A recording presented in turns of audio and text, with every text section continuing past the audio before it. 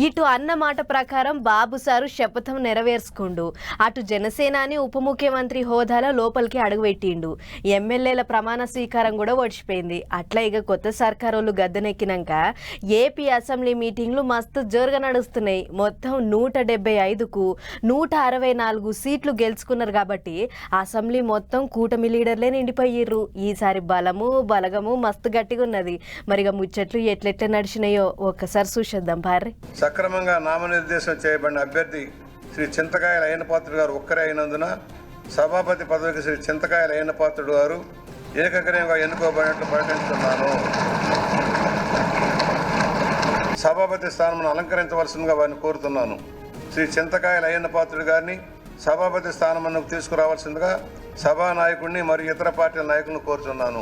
ఏపీల కూటమి అధికారంలోకి వచ్చినాక తొలత పెట్టిన అసెంబ్లీ మీటింగు రెండో నాడు జోరుగా నడిచింది. రాగానే ముందుగాల స్పీకర్ సీట్ల చింతకాయల అయ్యన్న పాత్రుని కూర్చోబెట్టిరు. అటెంక సీఎం చంద్రాలు సారు, డిప్యూటీ సీఎం పవనాలు సార్లు స్పీకర్ గురించి 4 గొప్ప ముచ్చట్లు మాట్లాడుకొచ్చారు.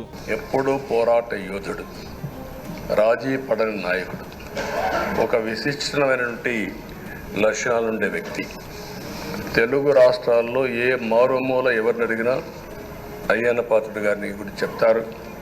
66 సంవత్సరాలు, ఇప్పుడు కూడా ఫైర్ బ్రాండే, చనిపోయే వరకు ఫైర్ బ్రాండ్గానే ఎక్కడ దాంట్లో రాజీనే లేదు. రాజకీయ జీవనంలో ఇన్ని దశాబ్దాలు ప్రజలు మీ వాడి వేడి చూశారు. మీకు కోపం వస్తే ఋషికొండను చెక్కినట్టు ప్రత్యర్థులకి పదునైన ఉత్తరాంధ్ర యాసలో గుండు కొట్టేస్తారు. ఒకటే బాధేస్తా ఉంది సార్, ఇకపైన మీకు తిట్టే అవకాశం లేకపోవడం. కానీ ఇక మీద సభలో ఎవరు తిడుతున్నా దాన్ని ఆఫ్ చేసే బాధ్యత మీ చేతిలో ఉంది. మీరే మైక్ ఆఫ్ చేయాలి. గిట్లా గీది ఒడిసినాక ఆటంక ఇక సీఎం చంద్రాల సారు మాట్లాడుకుంటా అనుకున్నది సాధించిన, పట్టిన శబ్దం నెరవేరింది అన్నట్టే ముచ్చట్లు చెప్పుకొచ్చిండు. పవన్ కళ్యాణ్ గారిని అసెంబ్లీ గేటు కూడా తాకనీయం అని పెద్ద డైలాగులు చెప్పి 21 సీట్లలో పోటీ చేసి 21 సీట్ని గెలిపించారు.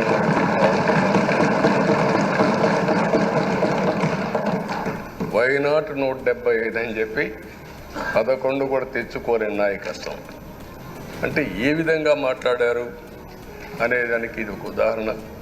ఆ రోజు పవన్ కళ్యాణ్ గారు చాలాసార్లు, నేను కూడా నాను బయట చాలామంది అభినందించారు.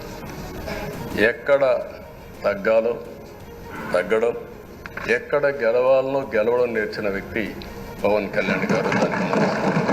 అయ్యాల మాకు బలం తక్కువ ఉంది అనుకున్నారు, బలగం లేదనుకున్నారు, అందుకనే అడ్డగోలుగా మాట్లాడిర్రు, కన్నీళ్లు పెట్టించిర్రు అన్నట్టే మాట్లాడుకొచ్చిండు. ఇగిటు డిప్యూటీ సీఎం పవనాలు సార్ మాట్లాడుకుంటా పంక పార్టీ వాళ్ళ మీదికి కారాలు మిర్యాలు నూరిండు. గత ప్రభుత్వం తాలూకు సభ జరిగిన విధానం చూస్తే ఈ వ్యక్తిగత దూషణ ఇవన్నీ చాలా ఇబ్బంది పెట్టే ప్రజలు.